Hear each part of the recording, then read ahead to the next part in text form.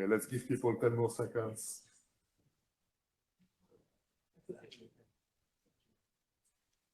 Okay, really happy to be here.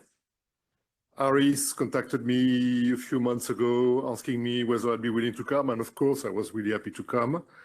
I thought yesterday was great. I learned so much. There's another small event this afternoon after this one that also looks really interesting.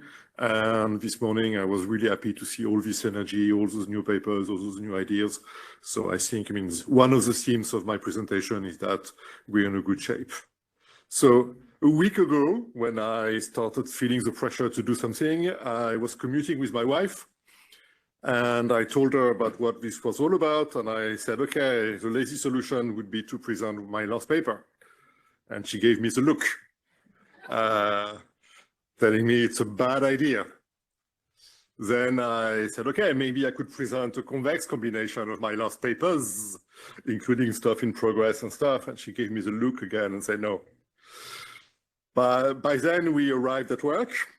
And I bumped into my young colleague, Nina, or younger colleague, Nina Harari, and I told her, look, I just talked with my wife and I suggested this, and she said it was a bad idea. And Nina, yes, it's a bad idea. And then I went into, okay, I've given some talks in the recent years on land use, accessibility, urban mobility, cost and benefits of cities, regional disparities, and God knows what. And she was like, man, I'm not sure. I'd like to hear about what you think in terms of big picture. So that's what I'm going to do. The big caveat is, of course, that this is going to be very selective and very personal in terms of choices. People are very welcome to. So I'm going to talk about, first, I'm going to talk about modeling.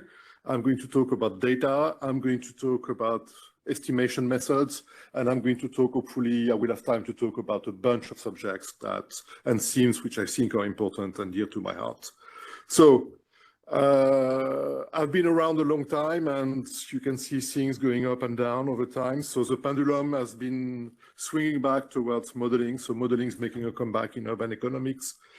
I'm perfectly cool as an editor and way too much a referee. I'm completely cool with papers that don't have a model. If the model has already been written, like there's no need to reinvent the wheel, or in some program evaluation, maybe not all, the model is sometimes self-evident. So in that case, I'm cool not having. But, as we go deeper into questions, as we start looking at more complex questions, as we have a lot of data, I think a clear conceptualization is really needed. So, you need to articulate what you're doing. Otherwise, at some level, you have no idea what you're talking about. And this is what's happening, I think, in some other world disciplines like urban planning and stuff. People talk about stuff, but at some deep levels, they have no idea because they've not thought about all the trade-offs involved, all the economic forces, all the implications and consequences, and all of that. And this is what economics is about at some level. So, especially in the urban world, everything is interacting with everything else. So we need a model, but at the same time, this model is going to be really hard, and maybe we will have the wrong model. So, we need a model, but at the same time, you should always be very, very concerned with model uncertainty. That's really, really important. Model uncertainty. We're in a world where model uncertainty reigns. I've written models for agglomeration, can go through the labor market, can go through input-output leakages, can go through spillovers, and so on and so forth. So you need to write a model, but damn if you don't, but also damn well if you do, because people, you should keep in mind that this is actually, even before any concern about endogeneity and stuff, do you have actually the right word conceptualization in mind? And some of the questions this morning were actually about this. Then data versus models, who should be coming first? I won't convince anyone, but let me give you my vision of this. So as soon as somebody says, I'm going to bring my model to the data, this is somebody who thinks they have the right model of the world, and then they're going to try to feed the data to the model. I'm not sure, they're going to downplay or even completely ignore model uncertainty. I'm not sure I fully like that. Sometimes people want to estimate stuff and want to let the data talk. That also makes me uncomfortable, because that typically means that they don't really care about what's going on and the modeling and the conceptualization. So I don't think either of these extremes actually is a workable scientific proposition. You know, you need to start with some conjectures. So that's an initial model that will guide you towards exploring with the data in a certain way. And even if you're not explicitly well conceptualizing, you will implicitly be doing that. And I think it's better to be explicit. So then, you know, it's an interaction between model and data until you converge. So the downside of this approach is it's very slow and very painful. Diego Puga and I took 7 years trying to take this approach to write one paper. You know, I understand that when you're younger, that's not something that you want to do, spending so much time. But nonetheless, the big thing, the big message here, we need a model to discipline with the empirics and vice versa. I mean, I'm disagreeing with Bob Lucas, for instance, here, and I'm disagreeing with a lot of empirical work as well. But this is my take on this. Quantitative spatial models, they're making big inroads in the profession. Yeah, these are like really cool tools, right? We could see that with the first paper with the session with Nadine. I mean, you can do like lots and lots of stuff, especially because actually the data requirements are not very much. Like in Eblish et al., you have a little bit of commuting flows, and then you can reconstitute the wages and productivity and amenities and so on and so forth. I mean, at some level, this is really, really cool. The temptation is to use this tool at the extensive margin because, yes, there are lots of questions that can be where that sort of tool can be mobilized. But at the same time, I feel this approach is not completely mature. We need to improve the core of these models. I mean, we have, this is a world where you need to tweak the parameters so that actually cities do not exist, have not a good reason to exist, because if you have agglomeration forces that are too strong, then you go into a world of multiple equilibria that those models don't want.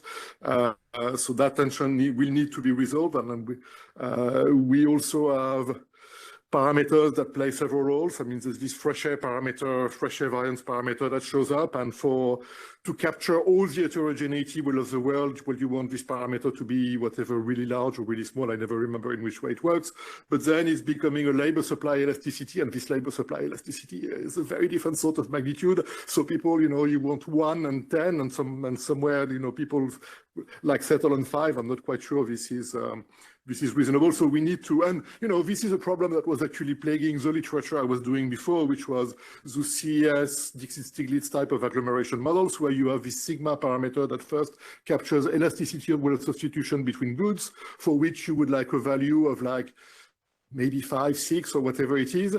And then that should translate into agglomeration effects of like 20%, which is just 10 times of what we're seeing in reality. So there's also this tension, but I've never used actually the first part. But there's a problem here that will need to be solved. So the worry for me is that I think we should pursue that big time.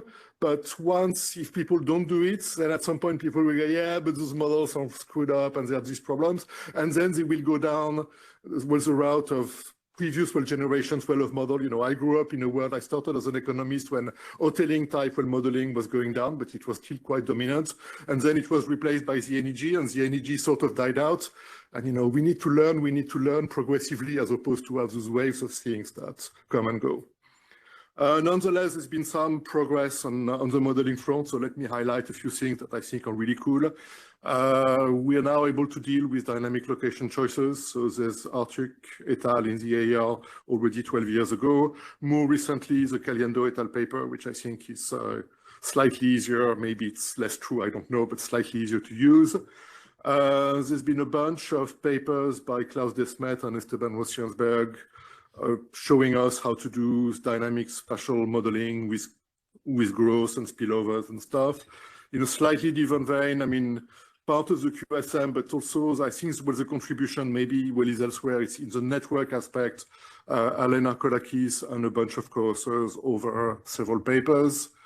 Myself, inspired by Vernon Henderson with Diego Puga, Rebecca Diamond and others, trying to improve the reduced form modeling of cities so that you can think about a world with many cities and try to think about how they interact. So I think we've made some progress on that as well.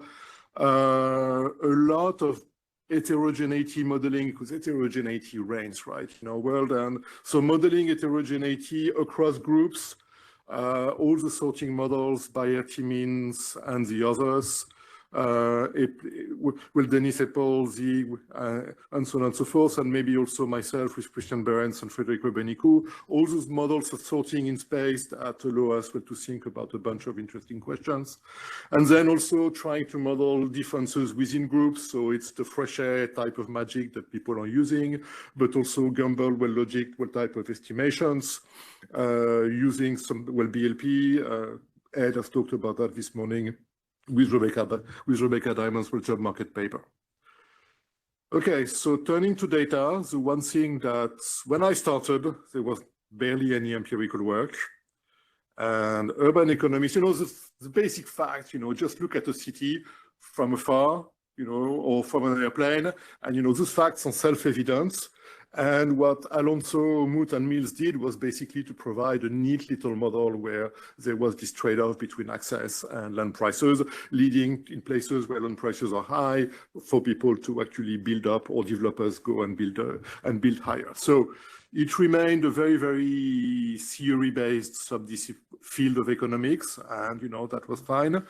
Then Ed Glaser showed up, and he demonstrated that we could actually get great insights from using reasonably simple data in a bunch of papers. We're looking about urban growth and urban giants and segregation within cities and so on and so forth.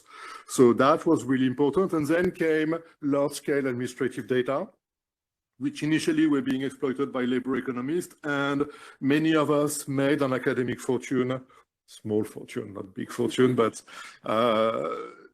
by exploiting actually not only the administrative data, but also being inspired by the methods of the labor guys.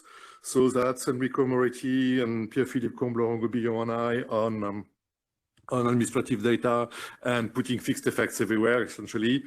Then Tom Holmes and Bayer Ferrer and Macmillan doing RDDs in different and using spatial discontinuities, which I think was has been a great development. Nate Bonsnow and myself with Matt Turner and many others trying to set up reasonable IV papers, because we live in a world where natural experiments are going to be limited. Real experiments on big questions are going to be really, really hard, and so on and so forth. So, trying to look at the observational world is important, and for that, sometimes we want to do IV. New stuff, as I'm going to argue in a second, has come up, and I think we should be well using it. At the same time, it doesn't mean we should be forgetting about administrative data. They're becoming more accessible. They're super high quality, and in some parts of the world, there's like really cool stuff. Raj Chetty using the tax data and being able to link across generation. That's actually quite fabulous. I mean, that's a great research agenda. There's also data that allow people to do that in Sweden that may actually be paradoxically slightly more accessible than the US tax data that also allows people to do like really cool stuff and will allow people to do even more cool, cooler stuff. We're looking forward. So that was a great development, and then there's been a number of lottery data, and we've won all of them as urban economists, so this is really cool. First, something that was actually big for us and not very big for the other fields, remote sensing data, allowing us to observe the physical development of places. So there was this first paper that was really important by Birchfield et al. Then looking at actually changes over time in a much more detailed way. My colleague Nina Wellarari recently a job market paper that showed up in the AER. Baragwanat et al. Is actually a paper that looks at both night lights and daylights with Gordon and Son as one of the co-authors, and Amit Kandelwal as well. So they generate, and a lot of literature following Anderson, Weil, and Storigard. Anderson, Storigard, and Weil, sorry, apologies to Adam here, where you generate proxies for data that's essentially missing. So I think that's really important. Kachi and et al. Is a recent paper in AER Insight, also involving Will Gordon and Son and Amit Kandelwal, where they actually try to use output from their previous paper to actually get micro estimates of income from just satellite data and a bunch of other things. There's also cell phone data, so it's pretty daunting because it's a massive amount of pings. Cell phones are not the only objects that pings. There's also all sorts of things in trucks and commercial drivers and this and that we can follow. So we can track fine features of travel behaviors. That's what I think Victor Couture, my colleague Jesse Hanbury, Jonathan Dingle, and Alison Green are trying to do. You can have that on vehicles. So Trebalen has a great paper called Trucks, which I think is really, really interesting. You can use also cell phone data to uncover migration well decisions. So that's Buchel, Maximilian Wolf-Van-Ehrlich, and Diego Puga and Elisabeth Villadecans in one of the papers here. There's also a great paper by David Atkin and co-authors looking at tracking people doing research and when they meet randomly, and then the subsequent well patenting and citations and all of that. So this is really cool stuff that we could not do before and can do now. So more data, and more data. That's what we are about these days. And this is really important. So then there's a huge amount of scraped.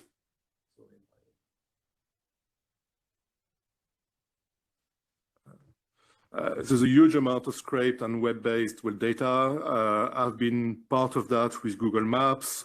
My colleague Sophie Calder-Wang has worked on Airbnb data, again, scraping Airbnb data. There's also a nice paper by Milena Almagro and Thomas Dominguez-Hino on this. Yelp to look at urban segregation. So that's this paper by Don Davis and co-authors in JP a couple of years ago. Stuff on urban change involving Ed Glazer and probably a lot more to come. So the urban change stuff was based on Google Street View. I'm sure there's lots of other sources that people can use.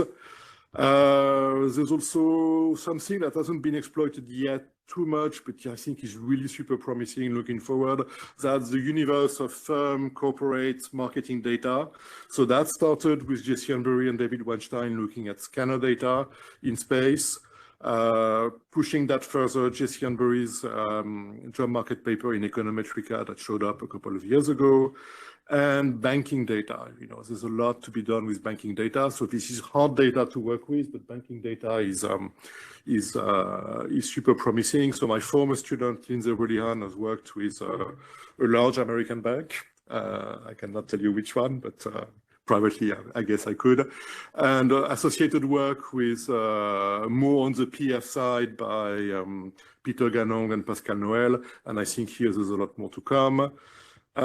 Stuff I've done, old maps, for generations and generations, people would gather all their knowledge on maps. So they're really incredibly rich sources as well of information. The good news is that it's hard, but we can process those old maps using computer vision. So this is work that I've done with Clément Gorin, Pierre-Philippe Combe, and Laurent Goubillon. Unfortunately, a lot of it is still in progress, but hopefully there will be 2023 real drafts as opposed to just slides. There's a lot of historical data that is not exactly maps, but can be tagged, especially as well, like insurance records. So Stefan Eblich is working on this. I think there's a lot more, so we can do a lot more stuff. And actually, really interestingly, the statistical apparatus of some countries, in particular France and Spain, is now organized around a main map. So the map is actually the recipient of all the sources of information. You have the cadastre, you have the land registry, you have the road stuff, and you have this, and you have that, and you have building height, and you have land use, and you have everything that, so I think this is really, really important. I'm sure I'm forgetting stuff, all the stuff that I don't know about, but, everything is located somewhere, and that information is gradually becoming available to us. So then, big data, the problem is that we have a lot, and big data is hard and costly to manipulate. That's probably why we're starting to see papers with like 4, 5, 6, 7 courses, right? It's because it's a lot of work. One of the challenges is also we tend to use or tend to want to use, like everybody this morning, several different data sets that try to organize a common geography, which is pretty hard. One word of warning, I've seen lots of cool stuff, but being cool doesn't mean being useful.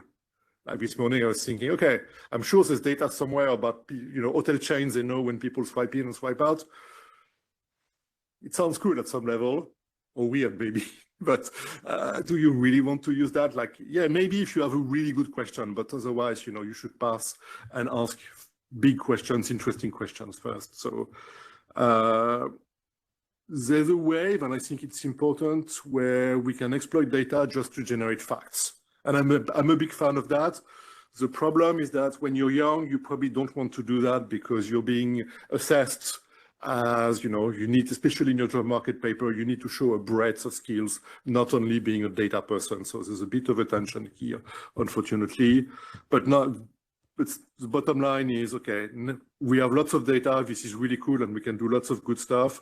But this is not a substitute for important and well-posed research question, insightful modeling, and a good research design. So we should not forget about that. Actually, I'm going to make the point in one of the forthcoming slides that those things, because data is becoming, this input is becoming so much bigger and stuff, the other inputs are becoming more important in that.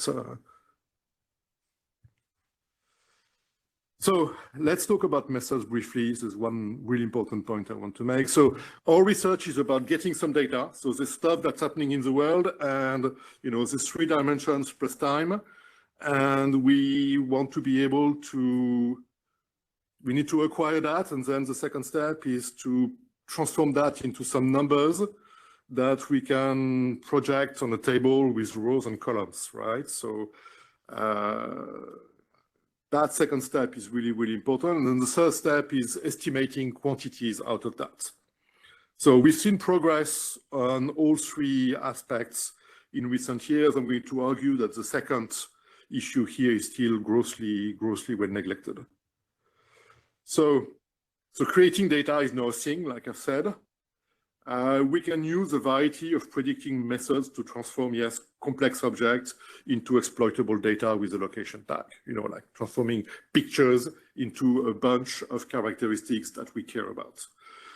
We can do that for text. I mean, this is now a big and sprawling literature summarized in this JAL paper by Matt Gainscrow, where we can process language for a whole series of things. So 2 examples in our field, Guy Michael, Steve Redding, and I'm forgetting who the third co-author was, looking at occupations over time in cities and agglomeration benefits, or Levitt and Syverson looking at the real estate market. And I think there's lots of applications that can be used with that. Computer vision, that's also something that's, you know, I've been involved with, trying to transform symbols on a map into numbers in a spreadsheet. Or like Ed Glazer, looking at trying to find objects on a picture and then try to see how much is well the value in terms of house value. Computer auditions, that's a thing that exists. I'm not aware of any application in economics, but there might be one somewhere. That's something that people will probably use. So machine learning has become part of our day-to-day reality. It's actually something that really requires a big investment because, you know, when I read in a paper, oh, I'm using machine learning to do this, I'm like, yeah, machine learning, there's a whole bunch of approaches. One of them is deep learning, but then there's random forests, blah, blah, blah. And within deep learning, there's a whole bunch of sub-approaches. One of them is computational neural network. But then even within CNN, which is a subcategory, you have like a whole bunch of algorithms. There's AlexNet, there's Microsoft Asia, whatever. There's a whole bunch of them. So, you know, it's like, oh, yes, I'm doing numerical analysis and I'm finding this result. So we need well to be serious about that. And I think at the moment, many of us are not as serious as we should be. We know who we are. So choosing spatial units, I want to spend a bit of time on that because that's a subject that's dear to my heart. So yeah, we can try to work in continuous space. Been there, try that with Henry Overman. It's fun and you can do stuff. But if you want to go deeper into estimations, that's becoming really hard to think about, like a multitude of objects over space. And sometimes you're interested actually in an aggregate of those objects anyway. You're interested in an object that's called a neighborhood, that's called a city. So you need to define it. You cannot look only at individuals like this. So problem is that we have lots of spatial units that have been official, i.e. designed by a census or National Statistics Agency. or some semi-well official, i.e. endorsed by the UN, hopefully not by the World Bank and the OECD and so on and so forth. All of that, you know, those units tend to suck at some levels. They're not very well defined, and sometimes they are not well defined for your own purpose. So you need to think about that. I've edited an issue of the Journal of Urban Economics recently with like 9 or 10 papers, all of them taking a different approach. And, you know, and that's fine, let 1,000 flowers bloom. So this is something where I think we need to think harder. It used to be super hard to do those things. Now we have a lot more data and we can actually define those objects suitable to our needs. A lot of papers, I'm just saying, oh, you're using commuting zones. Why?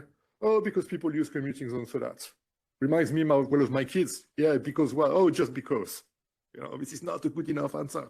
We really need to think about that, because if you screw up with your units, first you're going to use, like, you will have some measurement problems. So I picked up on you earlier. So that was one example which I think you can fix easily.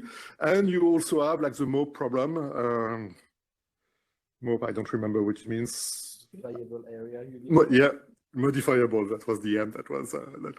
So basically, when you look at a relationship at different spatial scales or using different spatial units, you may find different results. And that's, you know, there's good examples of that. So I think we need to be more careful here. The cost of actually being careful is no longer prohibitive. Like, we could not redefine our cities just like this 20 years ago. I mean, we talked about it with Vernon Anderson like many times, and Matt Turner and Diego and stuff. And at that point it was impossible, but now it's actually possible. So also a benefit of thinking about that, you know, you start thinking about spatial scales and what sort of relationships you're really about. So it's also helping you conceptualize the problems. Okay, I will go quickly. We've seen progress in estimating stuff, you know, spatial RDDs with progress by Matthias Caetano and Guido Imbens and the co-authors.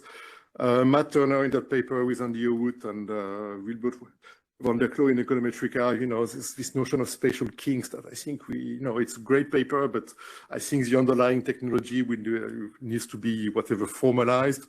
There's been useful work on constructed, aka Bartik type instruments, better event studies, trying to think about diff and diff pre-trends better, diff and diff when they're taking place at different periods, stacked with diff and diff, you know, trying to think about that better, heterogeneous treatment effects in fixed effects models, trying to use IO tools. Oh, Alan, you're here. That's what we saw well this morning, like dynamic game estimations. That's one example of that. So this research is trying to instill more rigor. I think this is right, because we've been relying on ad hoc heuristics. But really importantly, a lot of that work, especially like the heterogeneous treatment effect, I think is really, really important, because it's allowing us to think about heterogeneity in a much better and in a deeper way. So I want now, in my 7 minutes, explore 7 topics. So probably I will have to skip a couple of them. You know, it's a personal choice. I could add a lot more. So let's go straight into that. So the first one I think is a really important one. It's endogenous amenities. So the literature was obsessed, the urban literature was obsessed about agglomeration benefits in terms of productivity. And then Ed Glazer, in the meantime, had this paper, like, well, Consumer City, saying, look, it's also really important, like, some of the benefits of living in cities is about the quality of life. So we knew that there was this endogeneity problem, so a lot of the earlier literature went into exogenous amenities, like exploring the effect of weather. So we've obsessed, and rightfully so, about the effect of good weather with Jordan Rappaport and others, and that was useful, but it wasn't getting to the core of the issue. So I think the first important paper here is Unbury and Weinstein in Restart, and then Victor Couture's job market paper, where the initial focus was on prices and accessibility. Then people have tried to put that in a broader general equilibrium framework. So that's a lot of the QSM, Affeld et al. And many others are trying to do that. That was also very prominent in Rebecca Diamond's job market paper. Then you're trying to understand the underlying heterogeneity here. So that's where my colleague Jesse Unbury had this great job market paper that eventually showed up in Econometrica. You also try to understand the retail supply response, because here we're interested in like stores that are providing lower or higher prices, more or less variety, but also, you know, the stores, they enter and exit. So trying to understand that, I mean, that was really important. And this paper by Hunt Alcott, Rebecca Diamond, Jesse Unbury, and I forget about some of the others. They had two different papers that showed up in QG. I think that's a really important piece. Or you can use that to explore further questions. So I've already mentioned Lindsay Relihan. This paper by O and Seo from Yale, I think, is really cool, looking at trip chaining. Catherine Gorbach looking at the effect of Uber on the displacement or the relocation of amenities and changes, subsequent changes in urban form, I think is really important as well. So there's still a lot of questions to be answered in that literature. You know, it's lower. What's the benefit of lower prices versus greater wealth diversity? We don't really know, and it's a hard question. Hanbury and Weinstein tried to address it, and then they sort of punted, and I think people have left with that question aside. We should go back to it. Maybe we should be thinking more about it in terms of urban accessibility and transportation. That's one possible lead. We should think about the spatial reach of those consumption benefits, right? We tend to think about cities as objects, but sometimes it's only neighborhood, and I would like to know, you know, post-COVID, this area here used to be vibrant. It used to be vibrant. Last night I was looking for stuff and didn't find it. So, you know, we need to think about that. You know, some of that vibrancy has actually moved to the suburbs, where people tend to be more these days because they tend to work from home. Trying to think about the relative role of fixed versus endogenous amenities, I think would be an important thing to do. And there's all sorts of income effects associated with those amenities. I mean, it's mostly amenities that actually are valued by people who tend to be richer, more educated, younger or older, but not child-rearing age, and so on and so forth. So I think it's leading to all sorts of sorting that needs to be carefully thought through. The challenges here is we want to be able to track consumer behavior in space. Cell phones is one possibility, but maybe banking data as well could be useful. What's also important is that consumption typically does not take place in isolation. And maybe this is where banking data is going to be useful, because you can know who paid at the same time, maybe more or less with the same thing and stuff, well, in a store or in a coffee shop and so on and so forth. So I think this is going to grow. We're looking forward. That's an important area. Very quickly, channels of agglomeration. So for many years, estimating agglomeration economies in terms of productivity was like the central thing that all of us were doing, or many of us were doing. So we reached some sort of consensus on the reduced form, like, yes, this density effect of like 2 to 3% and stuff. But through which channels those things go through, we were not very successful for many, many years. I think the recent literature is starting to be more successful. So there's this older paper by Jorge de la Roca and Diego Puga that's really important, showing us some learning effects. Knowledge spillover in this paper by David Atkin that I've already mentioned. Labor market matching, some recent evidence by Enrico Moretti and Moisei, and some other paper with Enrico and some German courses as well, I think, are providing great insights. Yue Miyoshi in his job market paper showing the importance of higher linkages. Xavier Giroux and co-authors also have a really fascinating paper about the spillovers from firms that open different establishments in different locations. Enrico for innovation, looking at within industry effects. The problem is that when we try to put all of that well together, we explain like 2000% of the agglomeration effect. So I see the still work will to be done here. I also want to understand the effect of job-to-job mobility, because I think it's really, really important. I think I want to know more beyond the Xavier Giroux paper about firms and establishments. How those things actually indeed aggregate so that we can explain 100% and not way too much, and so on and so forth. So I think agglomeration as a subject, as a thing, is making a big comeback, and that's going to be with us for many years, and that's probably right. I mean, it shouldn't be dominant like it used to be before, but it should play a role. I'm also really interested in the cost of cities. So the fundamental trade-off of urban economists is really about those agglomeration effects and those urban costs, like in the last paper, this morning. For many years, the cost aspect was badly neglected, but this is changing, it's important well beyond, this trade-off, it's also important for housing affordability, trying to put like land use regulations in a broader framework, trying to think about urban transportation and congestion in a broader framework, trying to think about the cost of construction in a broader framework, and so on and so forth. So I worked on this, trying to propose some settings to think about those things together, or at least part of those things well together. And then people have worked on a bunch of some of those issues associated here. So we're seeing big progress these days in land use regulations. So my colleague Fernando Ferreira with Santosh Anangol and a former PhD students have a great paper here. We have a PhD student, Tom Kui, who went through parsing out like years and years of data, of construction data to recover from the build-up and the lot, to recover what the regulations were. Joe Joko having a second Wharton survey so that we can track stuff over time, and more aggregate approaches like Sion Moriti or Diego and I, looking at housing cost, at congestion, at pollution, at local costs, and so on and so forth. So there's still a lot to be known about cost before we reach the same sort of level of knowledge as we have on agglomeration. Development, let me just say something in 10 seconds. I think, we can do the same sort of stuff as we've done elsewhere in developing cities, but what's really specific here is this notion of weak property rights and weak protection of many, many things, weak protections of trade and so on and so forth.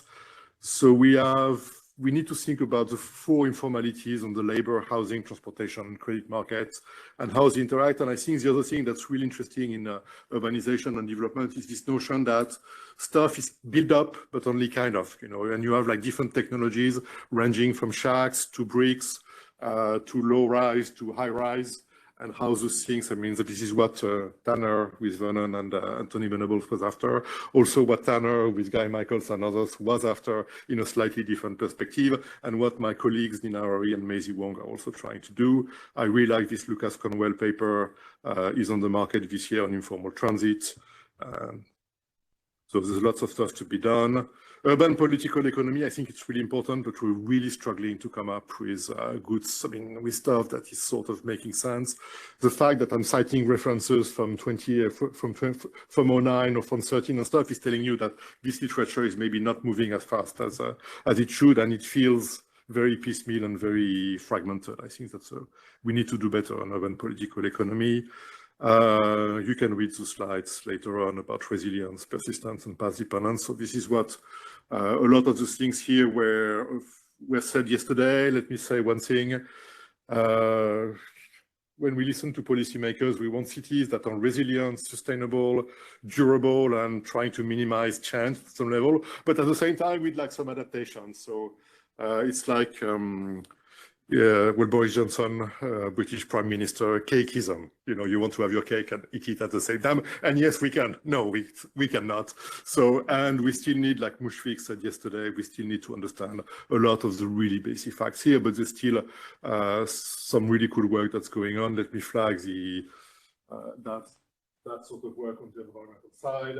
And you should be reading this paper by Treb Allen and Dave Donaldson that's trying to put some framework around that. That's really important. I'm not saying they have the right solution, but I think they're on the right track. And I've been saying somebody should be doing that for years, and I'm glad this is that they're doing it. So best of times to be an urban economist for sure, but also big demands on our time. A lot more people, so this is great, but the standards are going up, so we need to up our games, all of us. So best of times, but also most demanding of times. Thank you very much. Sorry for the record.